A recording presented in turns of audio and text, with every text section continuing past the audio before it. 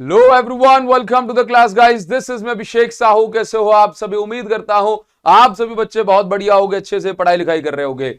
Guys, आज के इस वीडियो में मैं आपको ये बताने वाला हूं कि आप न्यूमेरिकल के डर को कैसे ओवरकम करेंगे। फिजिक्स के पेपर में न्यूमेरिकल्स का वेटेज कितना है, कौन कौन से चैप्टर से न्यूमेरिकल आपको ज्यादा करने चाहिए, कौन से टॉपिक्स हमें पढ़ना चाहिए, न्यूमेरिकल्स को जो है स्ट्रॉन्गर बनाने के लिए क्या होगा अगर पेपर में कोई बिना देखा हुआ न्यूमेरिकल आ जाए तो हम कैसे उसको हैंडल करेंगे। तो बच्चों, इस वीडियो को एंड तक देखना। एंड तक देखोगे तो आपको सारी चीजें समझ में आ जाएंगी। और हाँ, एक बढ़िया सा छोटा सा प्यारा सरप्राइज आपके लिए जो आपके साथ लाइफ टाइम रहने वाला है। गाइस, मैं आपको बता दूं कि ये कोई बैच या फिर कोई कोर्स नहीं है, ठीक है, लेकिन ये सरप्राइज आपको बहुत ज्यादा पसंद आएगा। ठीक, तो वो सारी चीजें आपको इस वीडियो के अंदर बताने वाला हूं, तो जरूर से जो है इस वीडियो के एंड तक टिके रहना। सबसे पहले हम काम की बात कर लेते हैं। तो बच्चों, मैं आपको ये बताना चाहता हूं सबसे पहले कि न्यूमेरिकल का जो वेटेज होता है फिजिक्स सीबीएसई के पेपर में, वो लगभग आप ये मान के चलिए 50 to 60% होता है। दैट मींस अगर मैं 70 में से बात करूं तो 35 to 40 मार्क्स के छोटे बड़े सभी न्यूमेरिकल डायरेक्टली इनडायरेक्टली पूछ लिए जाते हैं।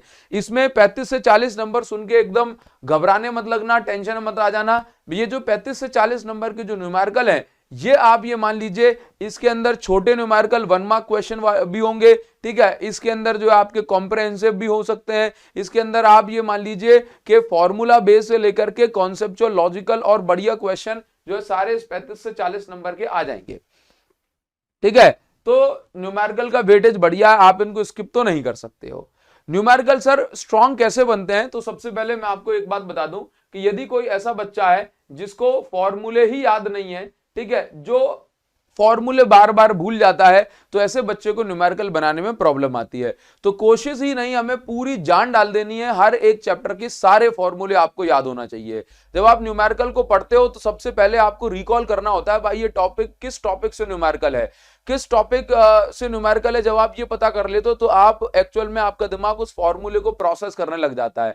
अगर हम फॉर्मूले में ही अटक रहे हैं तो भाई हमारा खेल यहीं से खराब हो जाएगा और हम स्टेप मार्किंग में भी नंबर नहीं ले पाएंगे। तो सबसे पहले फॉर्मूले को याद करो और जो न्यूमेरिकल पढ़ते हो तो टॉपिक पहचानना सीखो, ठीक है। अगर मैं यहां पर बात करता हूं कि भाई कौन से चैप्टर से न्यूमेरिकल ज्यादा आते हैं, तो सबसे पहले मैं कहूंगा 5, 8, 11, 12, 13, 14 ये ऐसे चैप्टर हैं जहां से न्यूमेरिकल कम आते हैं, लेकिन 11, 12, 13 से न्यूमेरिकल आते भी हैं तो वो इजी न्यूमेरिकल आते हैं, ठीक है। अब इनमें भी आपको इंपॉर्टेंट टॉपिक्स जो है कई बार मैंने बताया और फिर से मैं बता दूंगा कि भाई इनको जो अच्छे से कर लेना, ठीक है। यहां पर मैं आपको बता दूं कि एवरेज या कोई ट्रिकी न्यूमेरिकल अगर आता है तो वो यहीं से आता है। 1 2 3 4 5 7 8 9 10। जब मैं ट्रिकी न्यूमेरिकल कह रहा हूं तो भाई ऐसा क्वेश्चन मैं इसमें कह रहा हूं जिसमें आपको दिमाग लगाना होगा, लॉजिक बिठाना होगा, तो इन सबको मैं न्यूमेरिकली कैटेगरी में रख लिया है, ठीक है।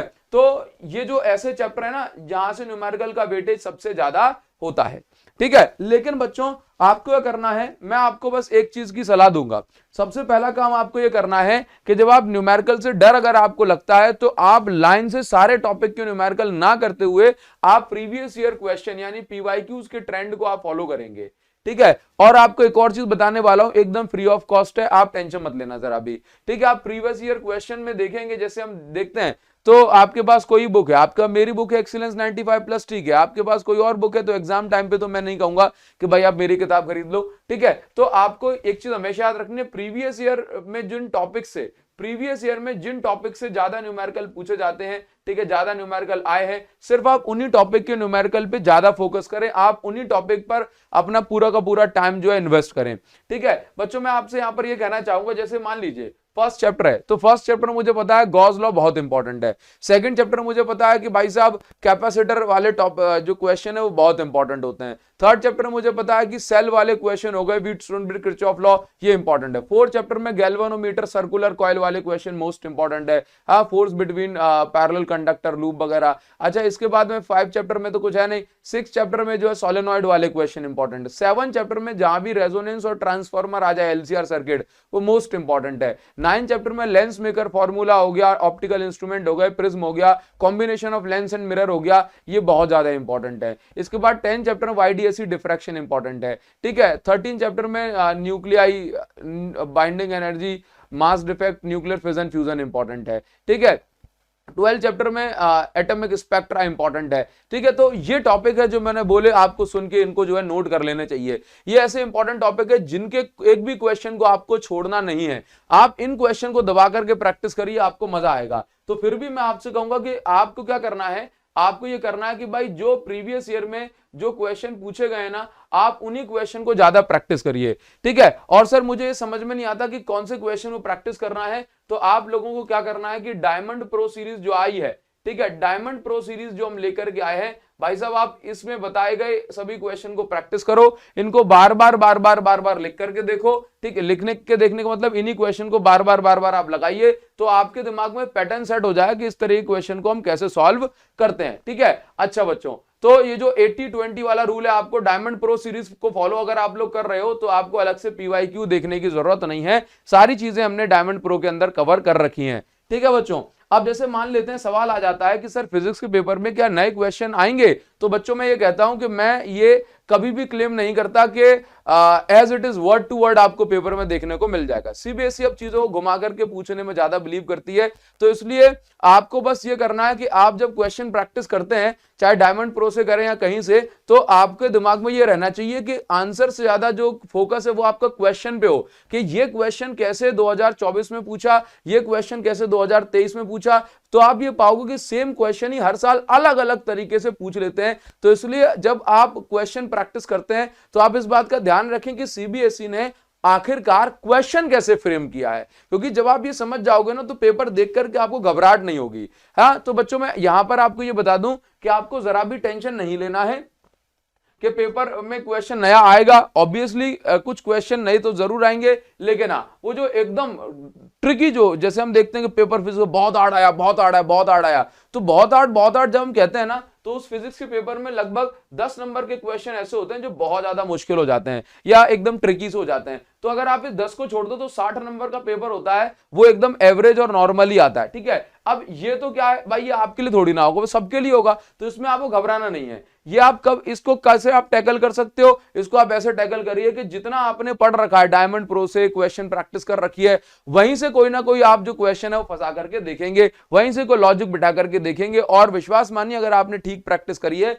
तो आप इसमें भी अपना कुछ लॉजिक बिठा करके स्टेप मार्किंग तो एटलीस्ट ले ही सकते हैं, ठीक है। देखो जो चीज एकदम ही न्यू आ जाएगी उस पर तो हमारा कोई जोर नहीं है, तो उसको लेकर के पैनिक नहीं होना है, लेकिन कम से कम जो चीज पहले आ चुकी है, जो चीज एक्सपेक्टेड है, जो मैंने आपको डायमंड प्रो में करवाई है, उसको आप जरूर से फॉलो करिए। और अब मैं रे ऑप्टिक्स के लिए बताना चाहता हूं, देखो 2-3 चैप्टर के डायमंड प्रो रह गए हैं, वो मैं जल्दी से निपटाता हूं।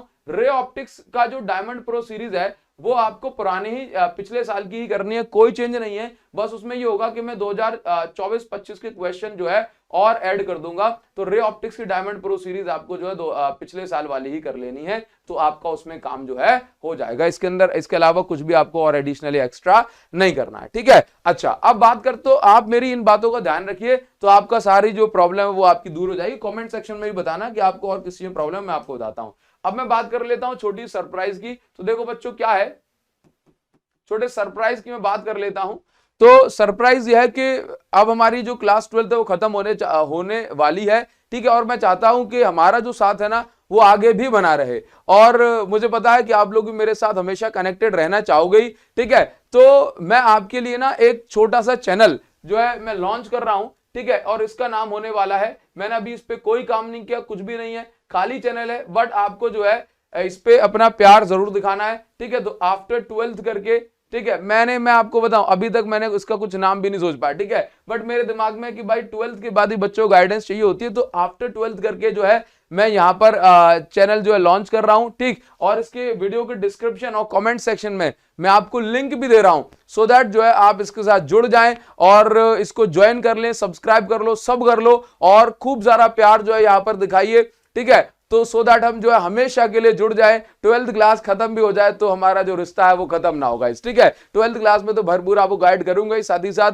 जितना हो सकता है आगे लाइफ में भी आपके साथ कनेक्शन बैठा रहे और आपको गाइडेंस जो है मैं देता रहूं, ठीक है। आपसे भी कुछ सीखने को मिलता रहे, मैं भी आपको कुछ सिखाता रहूं। तो इसलिए डिस्क्रिप्शन और यूट्यूब की जो कॉमेंट सेक्शन में आपको लिंक दे रहा हूं, उस चैनल को जो है जरूर से ज्वाइन कर लेना, ठीक है गाइज। तो आपको 12th के बाद भी गाइडेंस यहाँ पर मिलती रहेगी, ठीक। नेक्स्ट वीडियो आपको कौन सी चाहिए वो मुझे जरूर से कॉमेंट सेक्शन बताइएगा। Thank you so much, thanks a lot, see you. You again in the next video. हो सकता है कि अभी नया नाम अपडेट करूंगा तो जो है वो क्या बोलते हैं, नाम शो ना हो पाए, चैनल का पुराना नाम कुछ दिखा रहा हो तो कोई बात नहीं, उसको फिर भी जो है लिंक के थ्रू जो है जाकर के सब्सक्राइब कर लेना, ठीक है। Thank you so much guys, thanks a lot, see you in the next video. Thank you guys, thank you.